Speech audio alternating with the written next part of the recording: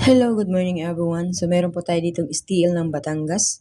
No, sa STL po tayo ng Batangas guys, ngayong araw ay magmano-mano tayong sumada, okay?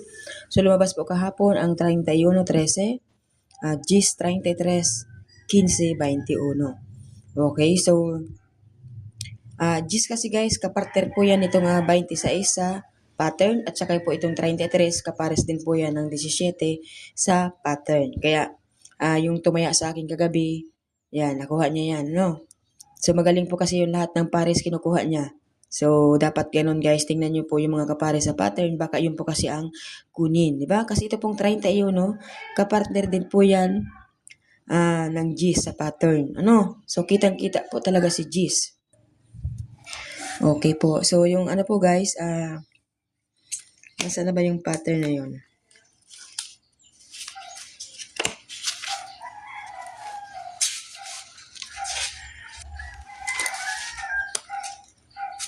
So wala pala ako guys, kopya ng pattern dito.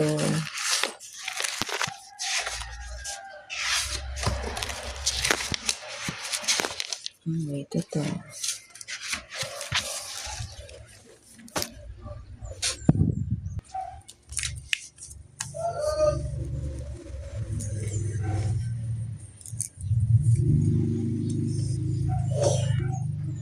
So ito naman po guys, 36, kapares po niyan ay 20. So yung 16 naman po, kapares niyan ay 32, tsaka dala-dalawa po yun eh.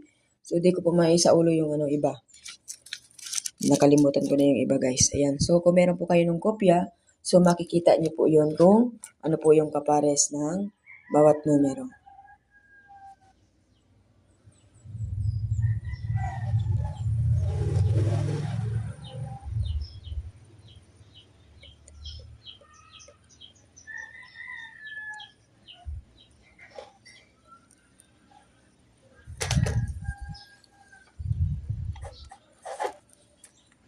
So ngayon guys, tingnan natin dito kung ano yung pwede nating makuhang sumada.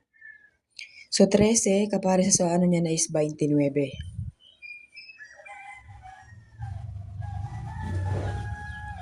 So yung 21 naman guys ay 37.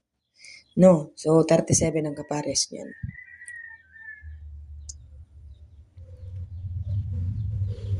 Ang 15 ay 35 o 34. 36 ata.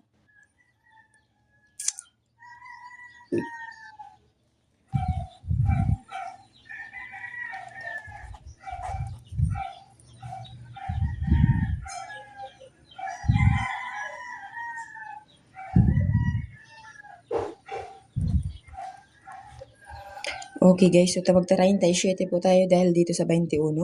At saka mag-22 po tayo guys, pasunod po tayo sa 21 dahil po ito ay sumada din ito ng mga 22 or di kaya 4. Ano? So ilagay na lang natin guys si 4, baka lumabas. So 19. Okay, so pwede po si 19, 16, 15, 16, 17, 18, 19. Okay? So yan po ang ating sumada sa STL ng Batangas, 37, 22, 4, 19. Ayan, so please like and share guys. Maraming salamat po. Good luck everyone.